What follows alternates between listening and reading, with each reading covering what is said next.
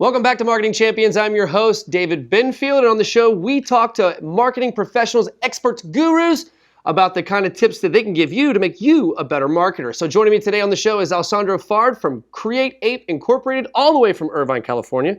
How you doing, Al? I'm doing pretty good. How about you? I'm very well, thank you for asking. So tell me a little bit about Create Ape Inc. So Create Ape is a full-service UX UI development agency, but we kind of really focus on the UX. You have a lot of agencies out there, but I think that they're more just digital agencies. When we talk about UX, everything that we do is centered around the user experience of our clients and their brands. So whether it's a complex marketing landing page or a social campaign, email drip campaign, or a complex mobile app, we're always looking at the user experience of the brand and the end users and personas. How did you identify the need for your company? Like, where did you see a gap that you could fill? Good question. So when I was early on in my career, gosh, man, it's been about 21 years. When I was working at GSN Game Show Network, thank you.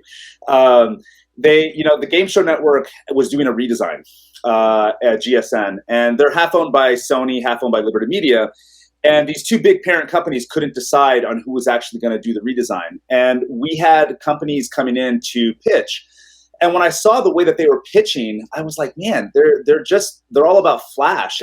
There's no substance there. There's no data. There's no analytics. There's no rationale on why we're deciding to do something. And from that moment on, a kind of seed went in my head, and I realized, over my career as I worked with different companies, I worked with Zanga and Farmville. I worked with Lynda.com, LinkedIn. I realized, there's a need here for a company that's really fully focused on user experience from a digital marketing angle. So that's kind of where the need that I identified came from.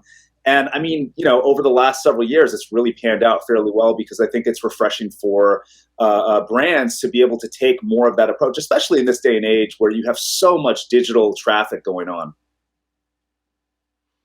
So how do you, considering there is so much traffic, how do you differentiate yourself from because there's other companies that do similar things to you, so how do you differentiate yourself from them? So honestly, I think there's two ways that we really differentiate ourselves the most. I think the first is we don't pay lip service to the idea that our client's success is our success. I'm going to be honest, it's kind of selfish. I know that if a client of ours is successful, we're going to be successful in some capacity or another, even if it's just being able to point to it and being involved. And I think a lot of companies say that, but I don't think they really embrace it. And you'd say, hey, Al, well, how do you embrace it? Like, what do you do that's different? It's everything from, being very agile on how we approach our budgets and timelines for our clients. We get clients all the time that are like, look, we've got to do all of this in this amount of time with this amount of budget. What can we do?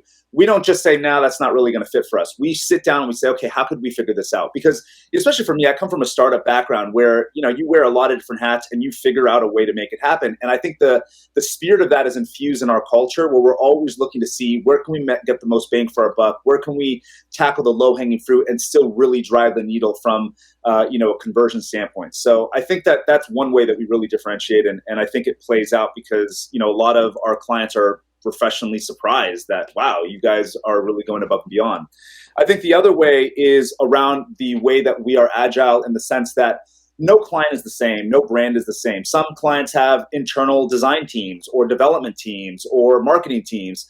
Some of them don't. Some of them have offshore teams. We'll work with anybody in any capacity, and we have a lot of models to fit for that ensure success. And the biggest thing is making sure that we bring that UX experience into anything we do and really be able to identify, to our clients, hey, this is why we're recommending what we recommend, and it's backed by data. And that really helps a lot, especially with clients where you have a lot of cooks in the kitchen or, there's a lot of moving pieces. Without that data, it's always opinion. It's always like, well, when I go online, this is what I expect. And that's fine. But a lot of times it's, well, what do your users want? What do they expect? And it really helps when you have clients that are investing 3, 6, 9 month long projects that have a lot of development to be able to go to them early on and say, hey, we have identified areas where there's some risk and here's how we can avoid it. And here are some areas where you can absolutely double down because your user base wants this really bad.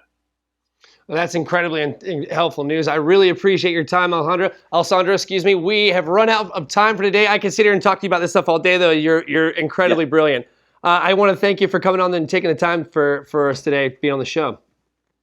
No worries. Thank you so much. We'll have a good one. Thanks, sir. So if you would like to learn more about Create Ape Inc., head to dailyadbrief.com. That's going to do it for our show today on Marketing Champions. I'm your host, David Binfield, and we will catch you next time.